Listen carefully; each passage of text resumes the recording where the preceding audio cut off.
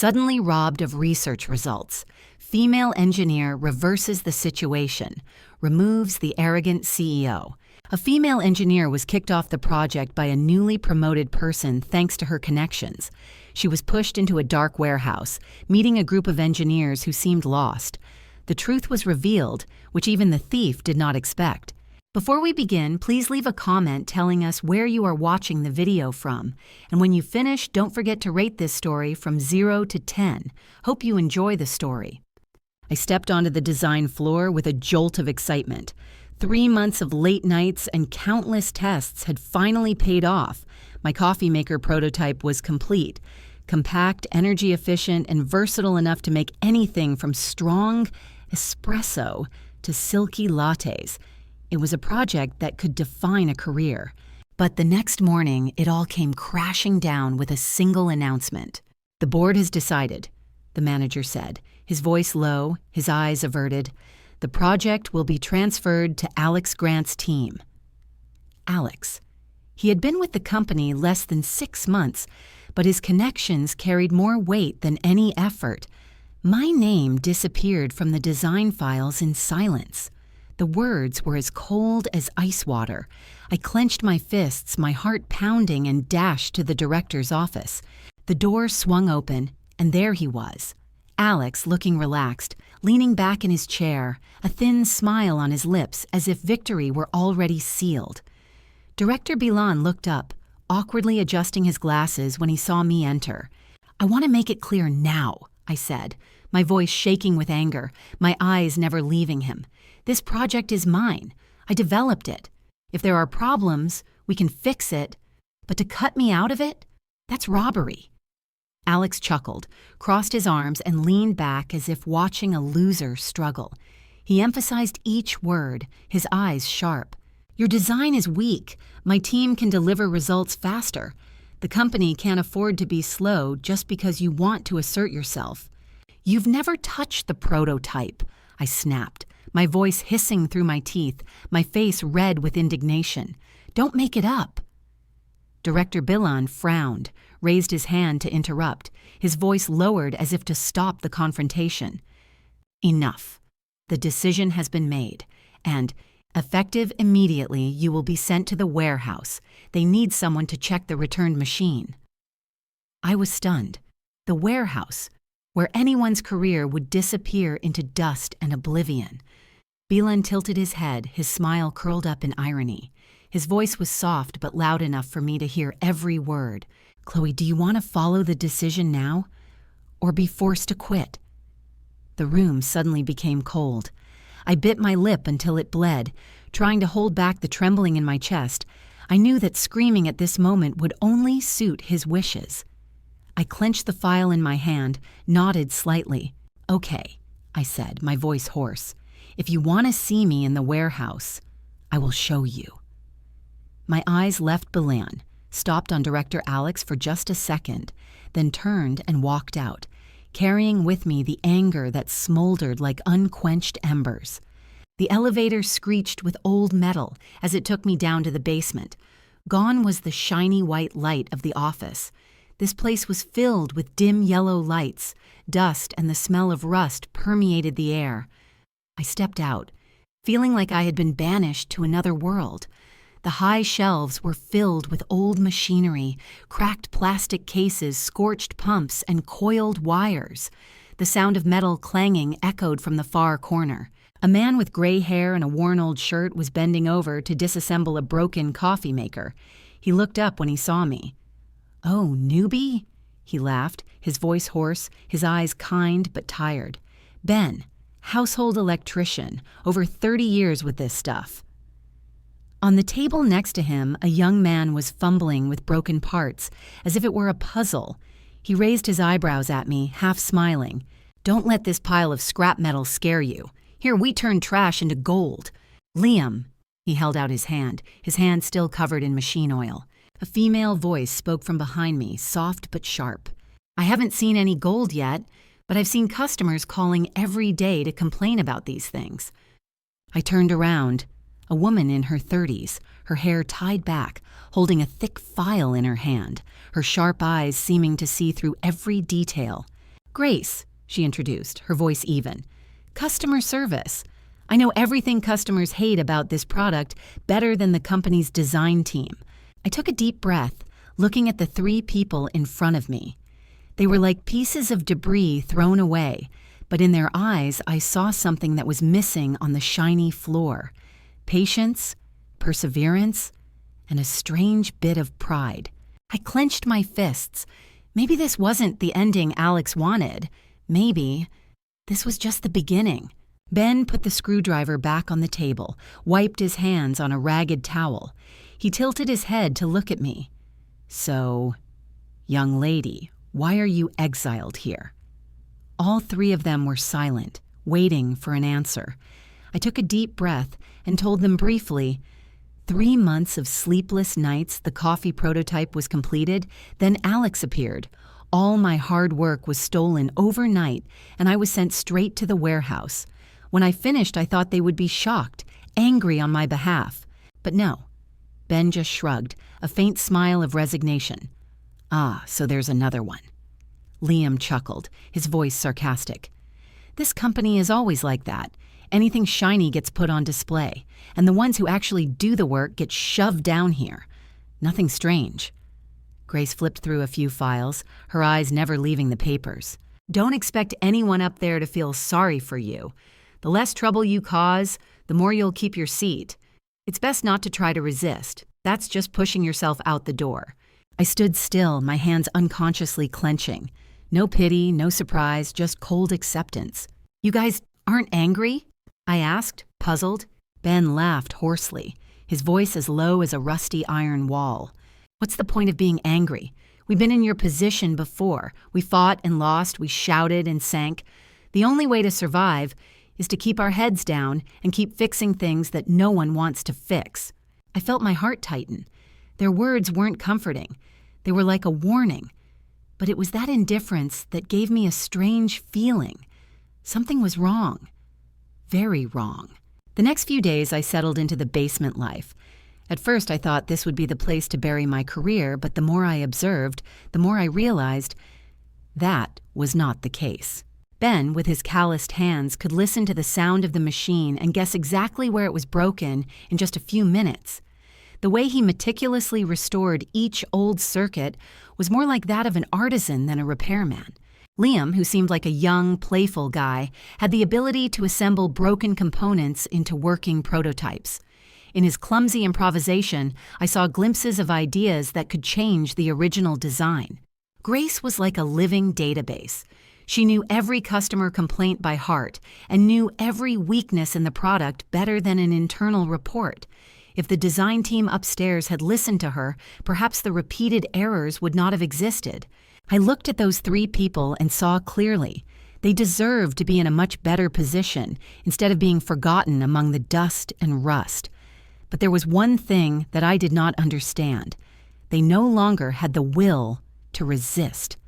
Ben worked steadily, like an old but still running machine. Liam laughed and talked, accepting that his talent was just for entertaining with scrap metal. Grace quietly took notes, sending reports that she knew no one would read. They were used to being looked down upon. They had accepted that their voices would never reach that shiny floor. As for me, I did not know how to wake them up, to show them that this was not the end. I longed to wake them up, but every word I thought of was clumsy, easily becoming empty in their tired eyes. I held the file tightly, walking down the long hallway covered in cold white light. Before I could turn to the warehouse entrance, a familiar voice rang out, full of sarcasm. "Oh, Chloe, still hanging around here." Alex Grant was leaning against the wall, his suit neatly pressed, his eyes mischievous as if the whole world revolved around him. "I just reviewed your work," he said, emphasizing each word, the corners of his lips curling up. "It's a shame. But that design was very immature. I had to edit it, and now it's much more perfect." I paused, my heart pounding. "You edited it?" I frowned. "You shouldn't have touched the prototype. It's been through enough testing. Changing it without understanding the system can ruin everything." Alex laughed, a hollow but sharp laugh. "You're worrying too much. I'm not just fixing it, I'm improving it. Just wait, when the company compares, no one will remember the name Chloe anymore. They'll only remember the one who turned your half-baked idea into a real product. I clenched the file, trying to keep my voice calm. Alex, I advise you, don't do anything more. You don't understand the consequences. Oh, really? He raised his eyebrows, stepping closer, his voice full of challenge. Then let's prove who's right. Tomorrow, the prototype testing will take place. Do you and your basement team dare to face us? He walked past, deliberately bumping my shoulder, the strong scent of perfume lingering in the air. I stood frozen in the hallway, my mind spinning. He didn't just want to steal the project, but also wanted to humiliate me and the whole team right in front of the board of directors. I clenched the file so tightly that my fingers were numb. If Alex wanted a public confrontation, he would have one. The basement door creaked open, and I stepped in. People were sitting around old wooden tables, the yellow light reflecting off tired faces. I put down the files, took a deep breath. Tomorrow, we're going to the prototype test, the project I was robbed of. The room fell silent. Only the old fan was whirring. Ben, the most experienced engineer, frowned slightly. Chloe, are you sure? If it fails, they'll blame you. Another chimed in, his voice weary. Or worse, if it succeeds, they'll just write you off. The credit goes to them. I swallowed. What they said was true. In this company, the one with the power always wins. Alex Grant has revised the design, I said, my voice shaking but firm. I don't know what he did, but I'm sure the system could be at risk. If we weren't there, they would take advantage of it to turn it into their own victory. A bitter laugh rang out from the corner of the room. Liam spoke up. Us, Chloe, we're used to being left behind. Fighting will only get us more wounds. I looked around, seeing in their eyes the resignation, a thick shell formed from being deprived many times. I clenched the file, my voice choked, but determined. I know. But if we stand up tomorrow, at least once, they won't be able to completely erase our existence. I can't do this alone. I need everyone. No one responded immediately. A few eyes met, then they quietly leaned over the table. The atmosphere was so heavy that I could hear the pen falling to the floor. Grace forced a smile, her voice softening as if to soothe. Come on, Chloe. Let's go there tomorrow and figure it out. Don't think too much, or you'll lose sleep. Another person quickly interjected, smiling faintly. Yeah, we'll go with you. Just consider it a one-time appearance. They tried to speak calmly, but I could hear the evasion in every word. They were afraid that I would be disappointed, so they would rather use half-hearted agreement to cover it up than face the fear of being trampled again. I pursed my lips. A feeling of alienation rose in my heart. They were right here, in the same room, but it seemed like they had erected an invisible wall. Okay, I said softly, forcing a smile. See you tomorrow. I gathered up the files and quietly walked out. Behind me, the sound of broken conversation rang out again, as if they wanted to quickly dispel the tension I had just brought. The next morning, the group entered the testing room. Bright white lights shone down on rows of modern machines, the luxurious space in stark contrast to the cramped basement where they had been banished. Alex Grant was already standing there, his suit neatly tucked in, his lips curled into an arrogant smile. Next to him, Director Balan crossed his arms, his eyes sweeping over our group as if he saw failures who'd been spared a rare opportunity to make a scene. Oh, Alex drawled, full of sarcasm. The people in the basement also know how to get up here? What an honor. Beelan chuckled, not bothering to hide his contempt.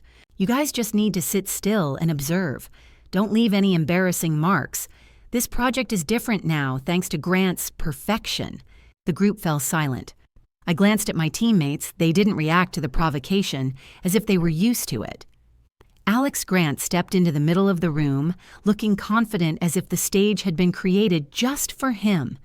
He placed his hands on the model display table, smiled, and began to speak. Hello, everyone. Alex began, his voice booming. He walked around the machine, his hands on the blueprint as if it were his brainchild. This is a completely improved version of the project. With meticulous refinement, I have transformed an idea that was not perfect into a breakthrough product. He spoke nonstop, his words flowery, constantly emphasizing the words perfect and the pinnacle of technology, deliberately glancing at me to provoke. Bilan nodded, his lips curling into a satisfied smile. Okay, let's get started. Let the customers experience it for themselves. The machine was started. The smell of coffee spread out, strong and a little harsh. The first customer, a difficult partner, picked up the cup and brought it to her lips. Just a sip. Cough! Cough! She spat it out on the floor, her face contorted with bitterness. Oh my God, how can you drink this? The room fell silent. Murmurs began to rise. Alex froze, his face stiff. Bilan frowned, his eyes scanning him suspiciously. The atmosphere in the room became heavy.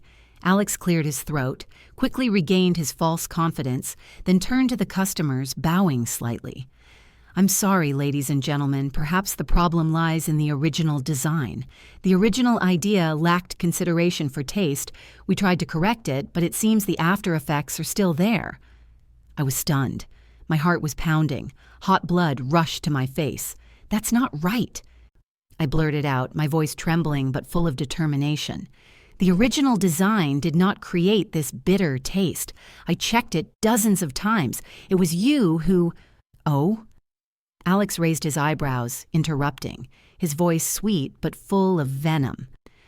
Are you implying that I deliberately sabotaged it? Could someone with so much experience and prestigious awards ruin the whole project? Or was it someone so eager for recognition who messed everything up from the very first step? The whole room began to stir. I choked. Every word of my rebuttal was twisted and thrown back like a trap.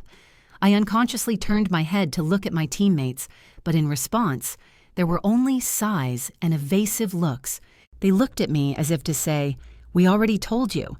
Don't confront me. It's not worth it." My chest tightened. A feeling of loneliness surrounded me. In the middle of the bright room, I felt like I was being pushed into a dark corner, along with the label of loser that Alex had just cleverly assigned. A customer's voice rang out as cold as a knife. Sorry, but we don't care about your company's internal affairs. We can only see one thing clearly. This design has failed. If this is the product you want to bring to market, then I'm afraid we should reconsider our cooperation. She slammed her coffee cup down on the table, the liquid spilling over the edge, then stood up and walked away. The sound of her heels clicking on the floor echoed coldly, rhythmically. The whole room seemed to shatter. A few people also shook their heads and stood up, muttering, "What a waste of time." We put our trust in the wrong place. One by one, people left their chairs, following her, leaving rows of empty seats.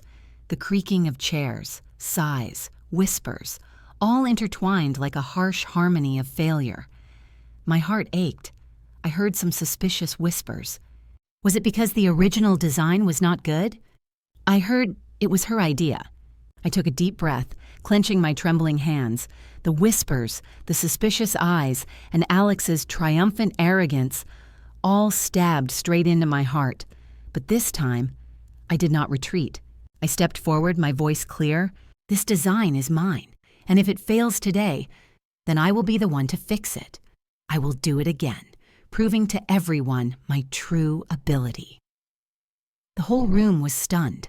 Eyes suddenly turned to me. Alex raised his eyebrows, smiled half-heartedly, then glanced at Director Bilan as if waiting for a joke. Bilan tapped his fingers on the table, his voice dragging out, deliberately emphasizing, "You sound good, but I wonder, do you have the strength? The old project, 3 months, and it still wasn't good. And now you dare promise to do it again?" Alex interrupted, sneering. "If she wants to prove, then why don't we give her a chance? Just 1 week. If after 7 days she can create a complete prototype, we will recognize her. If not..." He paused, looking at me like someone about to be judged. "So then you should prepare to leave this company forever." The whole room gasped. The teammates sitting behind me looked at me in shock. I clenched my fists, raised my head. I accept. The stairs leading down to the damp warehouse creaked. This was where my team worked, the hidden corner of the company. The weak yellow light fell on the tables covered with old coffee stains, and the abandoned components were scattered about. The whole space was heavy, as if it contained all our failures. "What do you mean, huh?" Grace slammed the stack of papers down on the table. "A week? Do you know how many times we risked our lives?" I bit my lip, silent. Grace did not wait for an answer. She continued, her voice faltering. "I prepared a thick report on the operating error with solutions for improvement. I gave it to Balan. He skimmed it and threw it in a drawer. A month later, the new product was launched with the same error, causing customers to complain endlessly." Ben laughed bitterly. "I bought the materials with my own money. When I finished, it was suspended, saying it was wasteful. A month later, the project became the company's showcase product. Who got the credit? Alex." Another person, Liam, suddenly sighed, his voice trembling. "I once stayed up all night for a month to improve the heat filter. The day I brought the report, the director said there was not enough evidence. The next day, the exact same design appeared on Alex's desk and was immediately approved." The stories rang out one after another, like daggers stabbing into the heart. The room was silent except for the whirring sound of the old fan, mixed with the smell of moldy iron and steel. I clenched my fists. "You guys have endured so much. Why don't you speak up or leave?" Ben gently put down the screwdriver, his eyes looking far away. "We spoke up before. As a result, we were labeled as troublemakers. In this company, people only listen to those with connections. But—" He ran his hand through his silver hair. "I've only known how to fix machines all my life. If I leave, what will I have left?" Grace smiled faintly, but her eyes flashed with bitterness. "Leave? I had an offer from another company. But what about the customers here? I know their frustrations. If I leave, it would be no different than helping them launch more bad products." Liam clenched the piece of component in his hand, speaking softly, almost in a confessional tone. "As for me, I was young. I thought I could prove myself. I could beat them with my ability. But time and time again, I only saw my work being stolen. Yet, I still believed that one day I would have the chance to prove myself, even if it was just once." The whole room fell silent. The yellow light blurred on the faces that were calloused by failure, but deep inside, there was still a fire that had not been extinguished. I took a deep breath, then looked straight at each person. You guys, I know, you guys are disappointed, exhausted, but please believe me, just this once. If the whole team works together to complete this project, I swear the product will be brought to light, and this time, the name on it will be ours." The words came out, trembling, but pouring from the bottom of my heart. Ben raised his head, his old eyes shining with a faint light, like a dying fire being fueled. Grace squinted, her hand lightly tapping on the file, silently thinking. Liam looked down at his oily hand, hesitantly smiling bitterly. "If we fail again, do you dare to carry it with us?" I nodded firmly, without hesitation. "I will carry it, as long as we don't give up." The whole room was silent for a few seconds, only the sound of the fan whirring. Then Ben sighed, but this time with a touch of warmth. "Okay, one last time, for you, and for us." Grace glanced at the other two, then nodded slightly, her cold gaze turning into determination. Liam clenched his fists, slamming them down on the table. "Let's try. If life has buried me here, I'll dig myself back up." All eyes met. Without another word, the cramped room was suddenly lit up by something they hadn't felt in a long time: hope. The next morning, the cold room suddenly turned into a small workshop full of life. Ben took off his jacket, rolled up his sleeves, and bent over the old coffee machine. "Its heart is the motor. I will replace it with this one, and a new life will begin." The sound of wrenches, small hammers, and the clicking of screws echoed like a rough song. In another corner, Liam squatted among the pile of components, grinning as he assembled a glowing circuit. See, trash can sing electronic music too. The whole group burst into laughter, and the heavy atmosphere dissipated somewhat. Grace spread the files all over the table, underlining and marking them densely. Customers hate noise, hate heavy machines, hate stuck nozzles. Remember? Don't make me listen to another complaint. But after that cold sentence, she couldn't help but smile when she saw Ben seriously reassembling each detail according to her suggestions. I, the newest member of the group, ran around taking notes, pouring coffee, shouting, "Ben, need a longer power cord? Liam, be careful. Don't short circuit. Grace, I've put together a priority list. Check it out." The room became a living picture. The sound of a drill mixed with laughter, the smell of grease mixed with the scent of coffee. Sweat soaked our shirts, but everyone felt relieved. His phone rang loudly, breaking the sound of the drill being tested. I quickly picked it up. A hoarse, slow, but powerful voice rang out. "This is Director Bilan. Come to my office right away. We need to talk." My hand froze. The whole room suddenly fell silent, as if someone had just turned off the music. Ben raised his head from the machine. His eyes narrowed. "What's going on?" Liam stuttered, the circuit almost falling out of his hand. "Could it be they found out?" Grace said nothing, just gripped the red marker tightly. Her sharp eyes seemed to want to read my expression. I took a deep breath, forcing a smile. "It's okay, you guys continue. Let me go see him, then I'll be back." Ben tried to stand up. "Let me go with you." I shook my head, stopping him before he could step forward. "No need, this is my business. Trust me, I can handle it." A tense silence fell. Then Liam suddenly smiled awkwardly, reaching out to tug on the power cord on the table. "Okay, then remember to come back. Don't leave us alone with this pile of scrap metal." I responded with a small smile, though my heart was still heavy as a rock. Stepping out of the noisy room, the laughter and sounds of machines gradually faded away, giving way to a long, quiet hallway leading to the office upstairs. I took a deep breath and knocked softly 3 times on the heavy wooden door. "May I come in, sir?" "Come in," Bilan's voice rang out, steady and cold. I pushed the door open and entered, the light from the pale yellow desk lamp shining down, highlighting the 2 figures already sitting. I paused for half a second. Besides Bilan behind the large, dark wooden desk, there was Alex, in a neat suit, his face so triumphant that he didn't bother to hide it. "You're here." Bilan tapped his fingers lightly on the table. "Sit down. I want to hear your report on the project's progress." I blinked, looking at Alex in confusion. Progress? Of the project? "But I thought Alex—" Bilan interrupted immediately, his voice as cold as a knife. "I don't need you to care what Alex is doing here. Just answer the question correctly." My heart was pounding, but I swallowed, forcing my voice to be calm. "Yes. The new project is still in the planning stage and has not yet begun any specific implementation. I want to make sure everything is complete before—" Before he could finish, a soft laugh came from the opposite side. Alex tilted his head, a smirk on his face. "Listen, it's still just a plan. You talk like you're holding on to some great secret." Bilan also laughed, but it was a dry, heavy laugh. "Remember, you only have 1 week. The deadline is approaching. Do you think this company operates on empty promises?"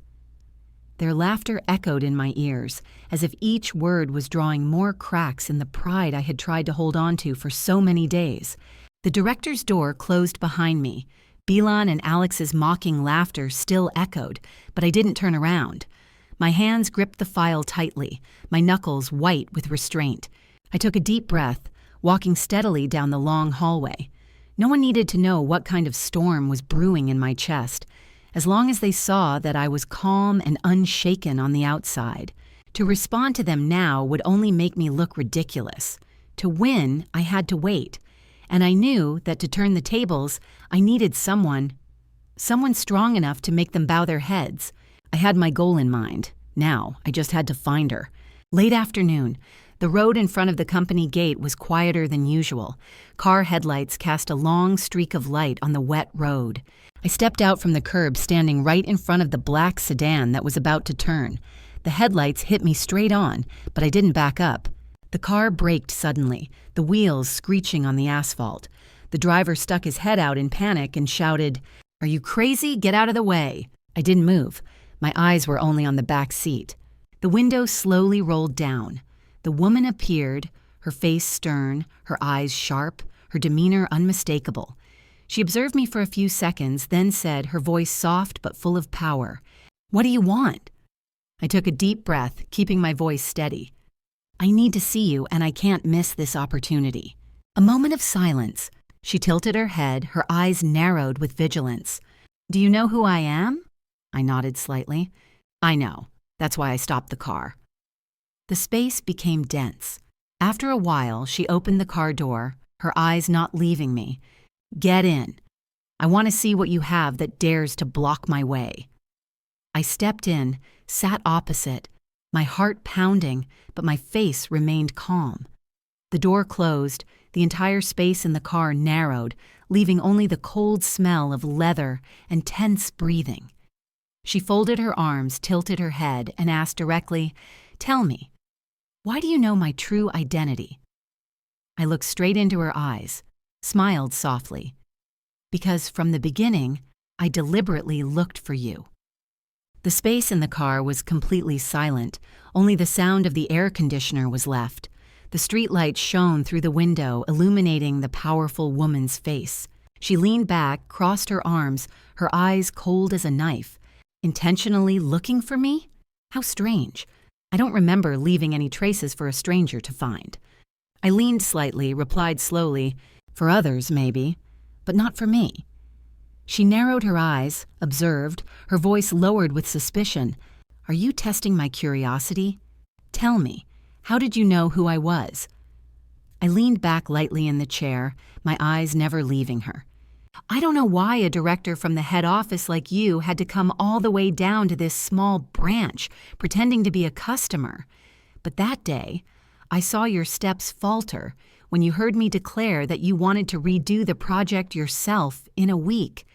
Facing her surprised look, I continued, "I am sure that if it was just a normal customer coming to try coffee, there would be no need to care about the company's internal affairs." A flash of surprise flashed in her eyes, then was quickly hidden. She chuckled, but that laugh was cold. "So, you investigated me?" I took a deep breath, lowering my voice. "That's right. And I was right. You are indeed the director of the general branch." I continued, "And I also know you investigated me." Miss Fiona laughed loudly, not sparing her compliments. "Very sharp, Chloe. Today's meeting has given me a different perspective on you." Miss Fiona's voice suddenly became serious, each word heavy. "However, that does not mean you are capable of doing the job, and it cannot change the fact that you are the one who sabotaged the coffee machine project."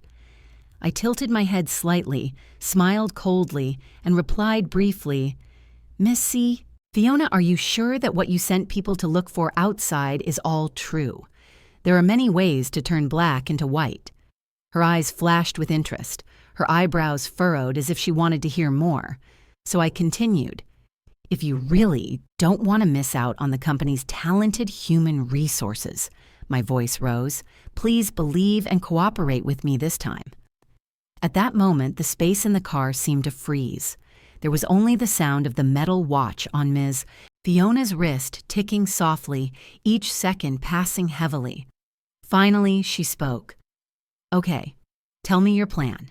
Perhaps we both need a chance to prove it." I let out a sigh of relief and nodded. "Thank you for making this decision. It's simple. I will send you the project progress directly before sending it to Director Beelan, and I need you to appear at the upcoming test. Be a witness to everything I have done." "Ms." Fiona narrowed her eyes as if to examine my every reaction. "Are you implying that Director Beelan stole my idea?" I shook my head, my smile flashing like a knife.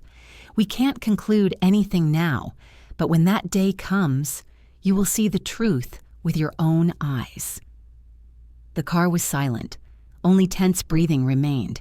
Miss Fiona leaned back in her chair, her eyes flashing with suspicion and interest. As for me, my heart was in turmoil, but my face remained calm. The game had just begun. In the small office of the group, the wall clock ticked steadily. but no one paid attention to the time anymore. For the past week, they had practically lived here, beside the thick files, in front of the white screen that had been lit up all night. Ben, the man with gray hair, still sat at the corner of the table, his glasses pushed down the bridge of his nose, patiently soldering each circuit. His hands trembled with age, but his movements were precise. Occasionally, he muttered softly as if talking to himself. This line, if we add another branch, it can save more electricity. Liam couldn't sit still. He turned his chair, holding it for testing and then letting it go, his brows furrowed, but his eyes were bright.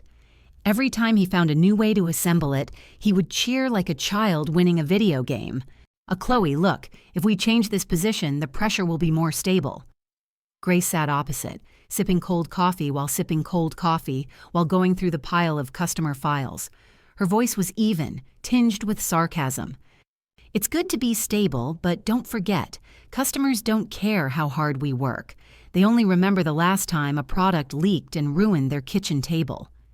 Chloe listened to it all. She sat between them, taking notes and coordinating, her eyes tired from lack of sleep, but not distracted.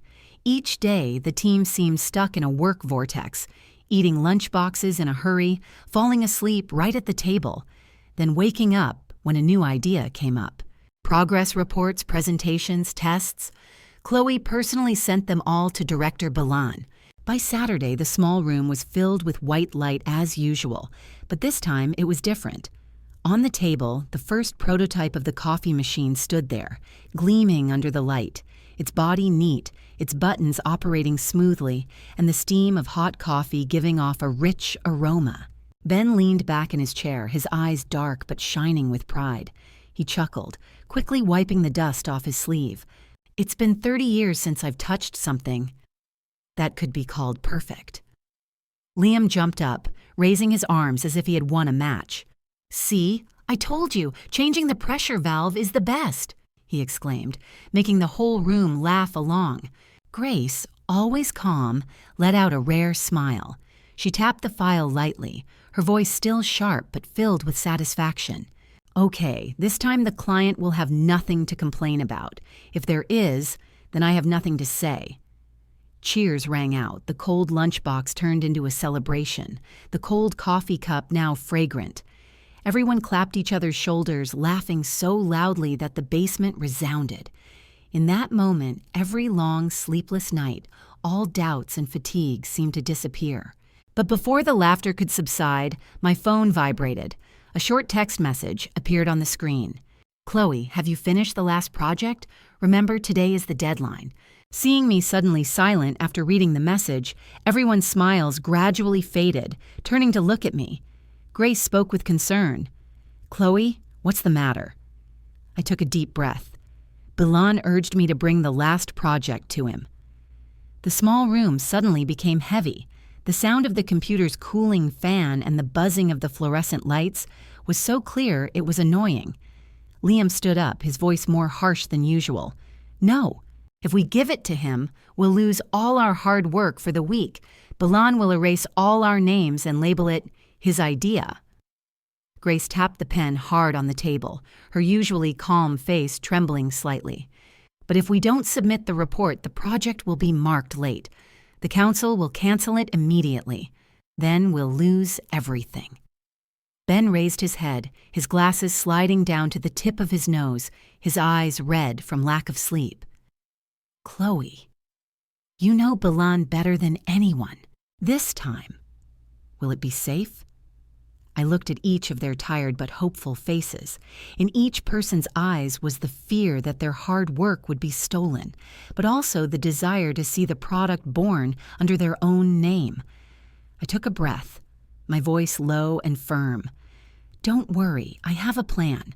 We won't let him take away this effort easily. My eyes became more confident than ever. I said I would put everyone's name on this product, so I will definitely do it. I entered Director Beelan's office. The heavy wooden door closed behind me, revealing a spacious space filled with the smell of polished wood and strong coffee. As I expected, Alex Grant was already sitting on the sofa, legs crossed, fiddling with a pen as if he had already won. I placed the last set of plans on Balan's desk. He didn't bother to look closely, just flipped through a few pages, tapping his fingers on the desk in an impatient rhythm. A cold snort sounded. Chloe, this plan still has too many flaws. How many times have I told you, a project of this magnitude cannot have any flaws? I kept calm, my hands clenched lightly in my lap, as if I had known this would happen. I heard him continue. Alex will be responsible for fixing and perfecting this project. From now on, all reports on the plan will go directly to him. I glanced at Alex.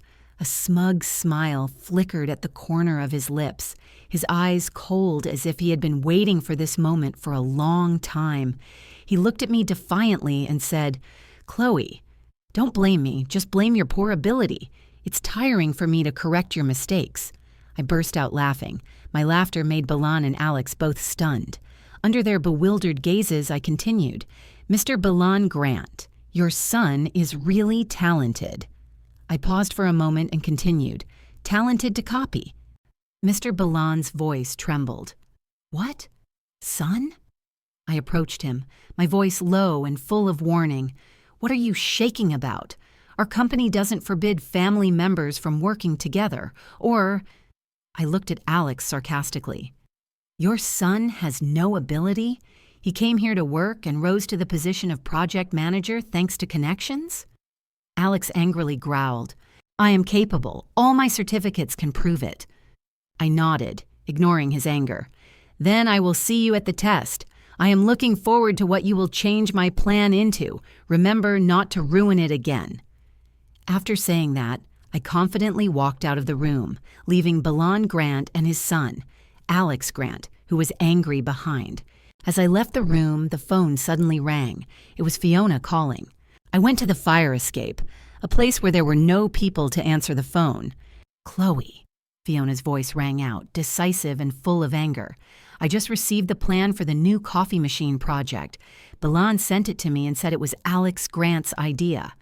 I listened silently and Fiona continued, "But Chloe, that plan—" Her voice choked with anger. "It is exactly the same as the idea you sent me privately before.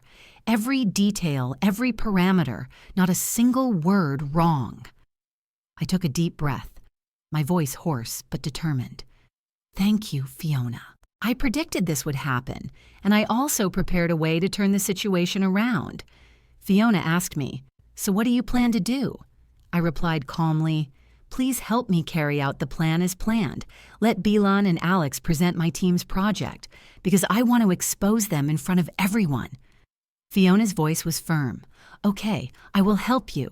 The next morning, the new coffee machine test was still going on. The whole group of us entered the test room. Everyone was dressed in their most luxurious clothes, because we all knew that today was a very important day. Alex Grant and Balan Grant were already sitting in the front row.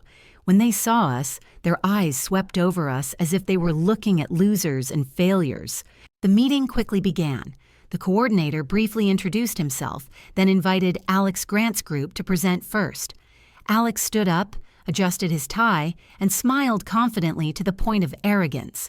"Ladies and gentlemen," he began, his voice clear and smooth, "unlike the last project, this project carried out under my hands will definitely bring you satisfaction." The audience immediately quieted down.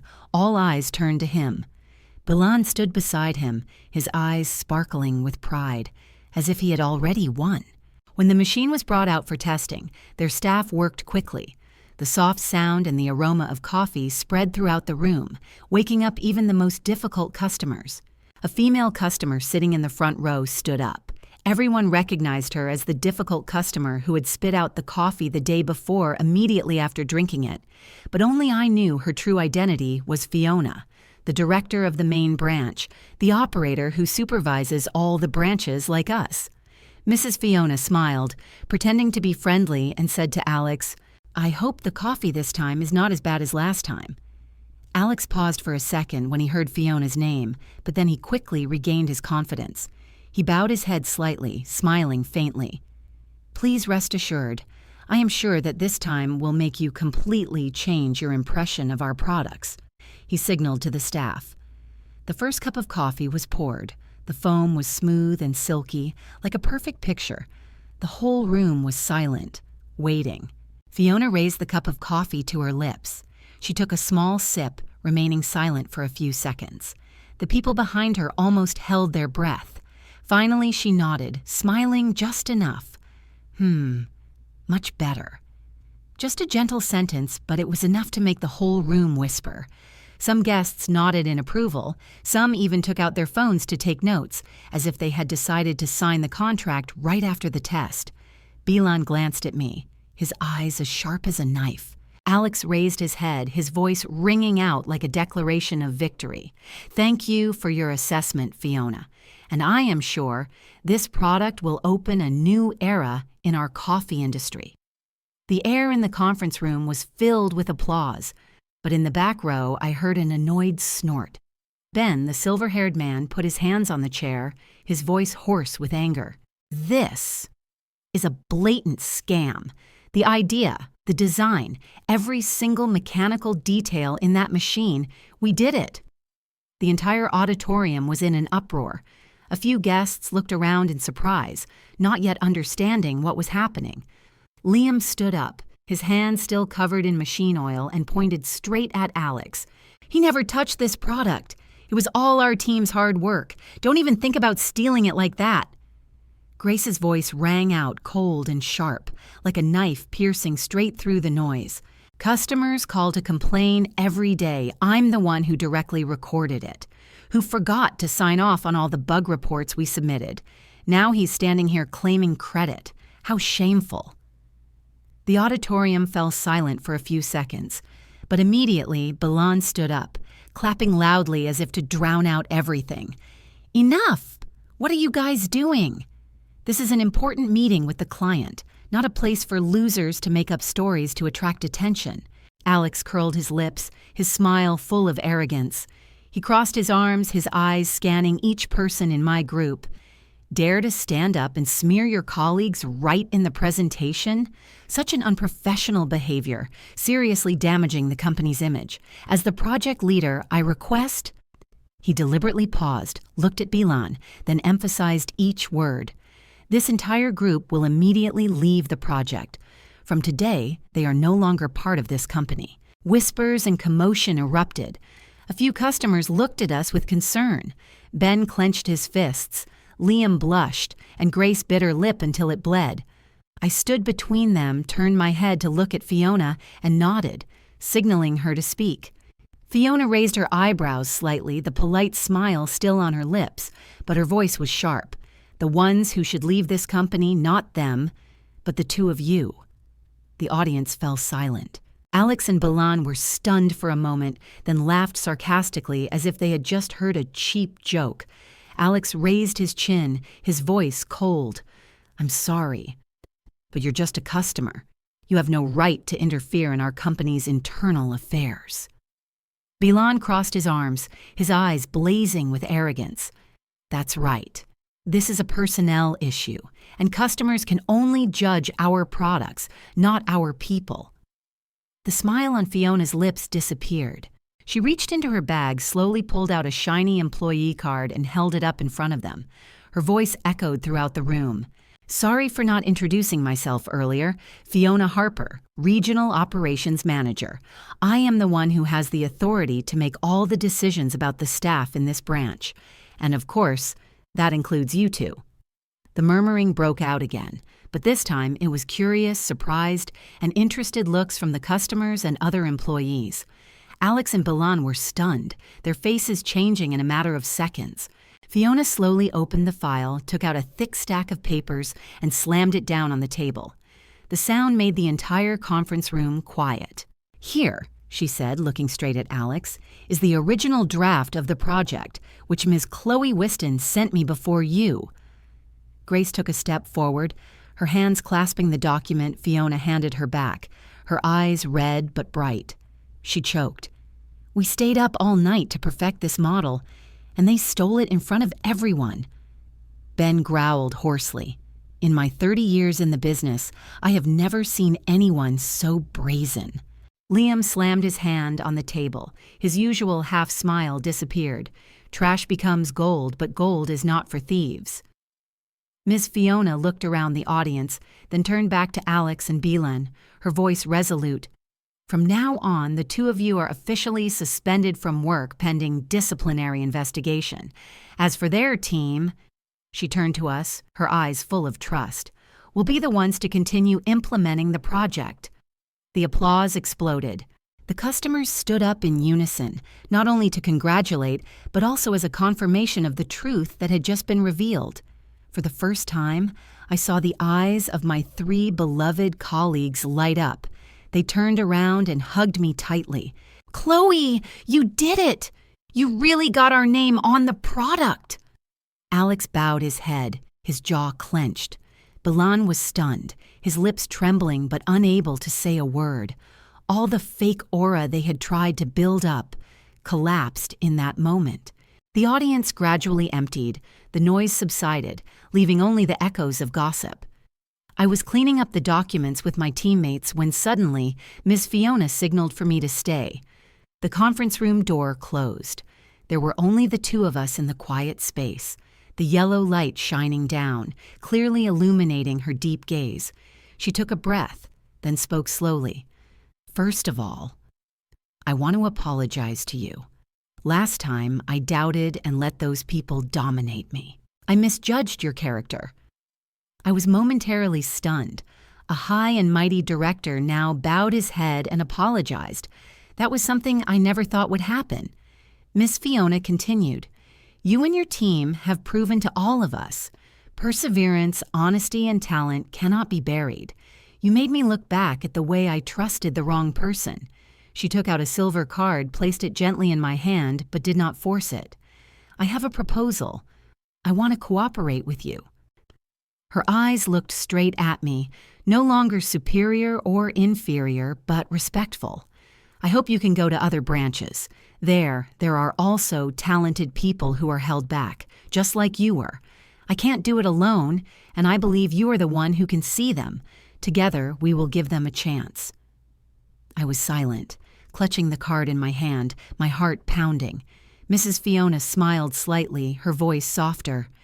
"You can refuse. I won't blame you, but I hope you will accompany me for this company and for the deserving people." I looked up, seeing the sincerity in her eyes. I took a deep breath and nodded slightly. If it's cooperation, I'm ready. Mrs. Fiona's rare smile became more obvious as an affirmation of a new beginning.